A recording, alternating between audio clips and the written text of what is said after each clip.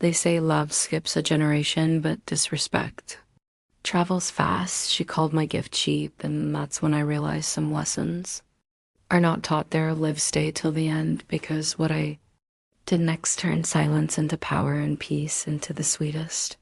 Revenge, if you love stories where pain turns into strength and karma delivers quietly. Subscribe now where every insult finds its ending. It was her engagement day. The house was filled with laughter. Relatives chatting, music playing softly. I stood by the table holding a box wrapped in gold paper. Inside was my heart, a handmade quilt, stitched from the same lace I wore on my wedding day and from pieces of her late mother's favorite dress. When I handed it to her, she smiled faintly, then opened it and said with a laugh, "This looks so cheap, Grandma." The room fell quiet. I felt my chest tighten. That quilt wasn't cheap, it was priceless. It carried every tear, every night I spent sewing under a dim lamp, but I didn't say a word. I just smiled and whispered, "I hope it keeps you warm someday." That was the moment something changed. Inside me, a quiet fire was born. Weeks passed, and she came to visit again, full of excitement. "Grandma, I I'm getting married here in your house. It's vintage. It's perfect for pictures." She spoke of the house like it was an accessory, not a lifetime of sacrifice. I looked around. Every corner held a story. Every wall carried echoes of my husband's laughter. We built this house with our hands patched. The roof ourselves, ate bread and tea some nights just to afford it all. Her, it was just a backdrop. That night, I sat by the window watching the moonlight touch the same quilt she had insulted, and I realized my love was invisible to the very ones who lived off it.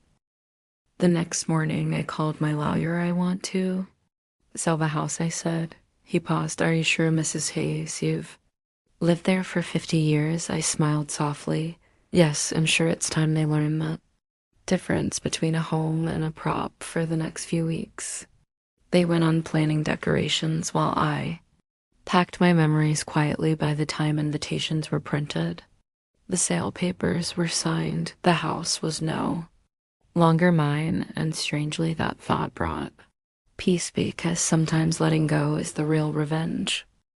The big day came. They all arrived, dressed to perfection, laughing, taking pictures, but as they turned the corner, their smiles froze. A giant "for sale" sign stood on the gate. Movers carried boxes, and a young couple, the new owners, were walking inside. My granddaughter dropped her bouquet. "Grandma, what happened?" she whispered. I looked at her, calm and steady, and said, "Oh dear, I thought you didn't like cheap things." Her face turned pale, and in that silence, I finally felt free. That night, I sat by the window of my small new apartment, tea in hand, watching the sunset fade into peace, because revenge doesn't always shout. Sometimes it just closes a door and never looks back. To every woman watching this, if they ever make you feel small for what you give, remember, they can mock your gift, but they can never afford your worth. Comment below, have you ever been disrespected by someone you helped rise? Tap like if you believe silence can be the sharpest revenge. Subscribe for more stories where pain turns to power and karma speaks louder than words, where every heartbreak finds its justice and every insult meets its ending.